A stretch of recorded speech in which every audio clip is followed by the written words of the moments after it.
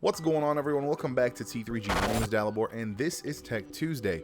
It's a little bit unnerving because for some reason the screen itself is relaying this back to me at like a quarter second behind, so it's kind of weird to watch myself not be in line with what I'm saying. Regardless, I wanted to start this review this way because I wanted to show you guys exactly what the product we are talking about today is doing for me. Now, this is going to be the Tonor mic arm, and right now it's right in front of me, and I just want to demonstrate how real quick, with just a single push,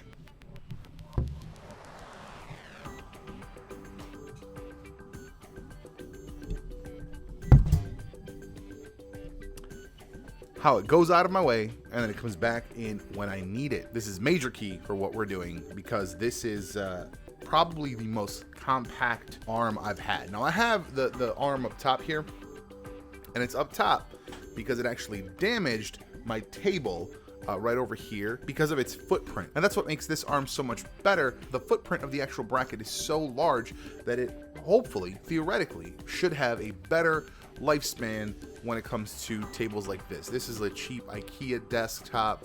You know, I think these were like 20 bucks a pop. They're hollow core, so that's why the other one broke, right? It's not a solid piece of wood. It has like a laminate, a couple layers of laminate, and then it's just nothing inside after the edge. The other nice thing is, because of the way this is actually set up, you're not constantly pulling on the actual base to move this thing around because it's not fixed with any kind of screw. Like the other ones, the kind of ones that you normally get, are fixed with a screw, and to move it around you have to adjust it, you have to turn and take the screw, so you're messing with the base a lot. Now when I move the arm, I can see that it is putting pressure on one side of the actual base. However, because the base is not like a single line, it's got a design, it's essentially got a wider point of contact in any direction you're pulling it. It's not just pulling to a straight edge, it's not pulling to a straight, I mean, that's essentially what the other one was, right? You're pulling to a straight edge in any direction. If you're pulling it left, it's a straight edge. If you're pulling, you know, and that's how you get those divots. This, in theory, should do better with these kinds of tabletops. Now, in addition to that lovely feature, what you get in the box is kind of nice, right? You get this pop filter included.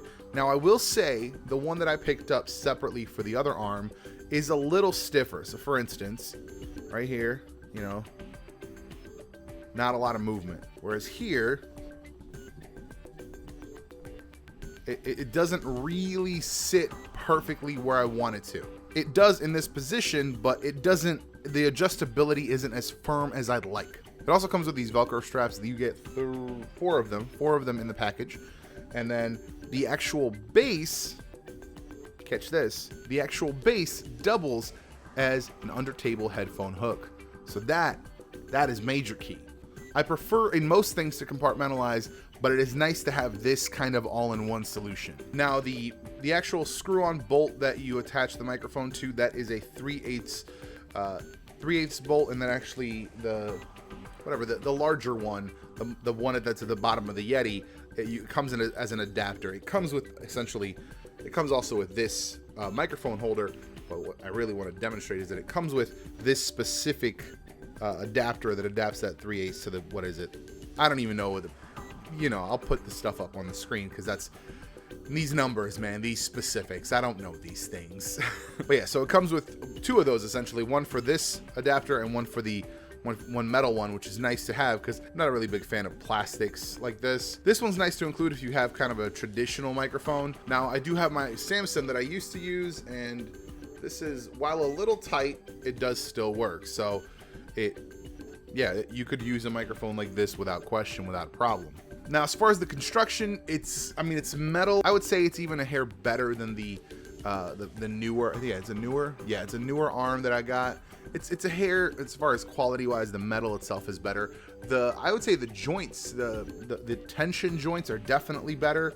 I mean, like when I tension this looser or tighter, I don't have to worry about it moving. Like now, from their advertising, this is supposed to be strong enough to hold up 3 Yetis hanging. So up, it's pretty easy. Down, it has a little extra tension. I was a full turn looser than I thought I was, which goes to show exactly how strong this whole thing is. I think the springs it uses are much higher quality than the newer. And what really does it for me, honestly, is the base has a 3-arm, like a multi-arm system set up. Traditional, and you can actually see the right there, I don't have to keep pulling it down. The traditional one, that's 2 arms on the bottom, it's 2 arms on top, and that's just, when you fold it down, it's weird to fold down. Like the pivot point, this pivot point right there, that actually has to turn a certain way for it to properly fold down. Whereas this one, this is set that it will only fold down a certain way. You don't have to worry about things folding a certain way because of the secondary set of arms. When you fold it, it actually pulls the joint down accordingly, so then you don't have to worry about it. It's a much faster, easier process. So that's a huge benefit, especially when you're trying to move things out of the way. Now, with that secondary architecture, the footprint once folded is a little bit larger than the newer, but in reality, it is not an inconveniently larger piece of equipment. I would say the fact that it has a 360, the fact that it has such a really good pulley system that it closes and opens very simply and easily, that outshines the fact that that's a little bit smaller. I would say overall, this thing is fire. I'm actually really glad I picked it up.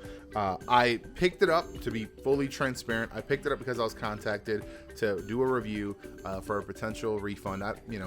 As these things go, you never know if it's actually going to happen, but I figured for 30 bucks, I've literally been in the market for a different solution, because if you don't watch hashtag the Tangents podcast, we are usually using, it's actually right here because we just filmed one a couple days ago.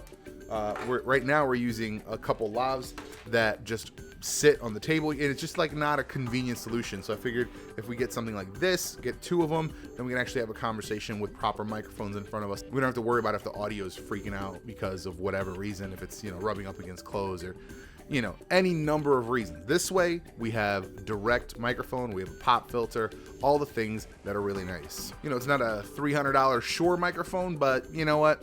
I think the Yeti's a solid microphone. You let me know in the comments down below. So I think it goes without question, this is an absolute recommend.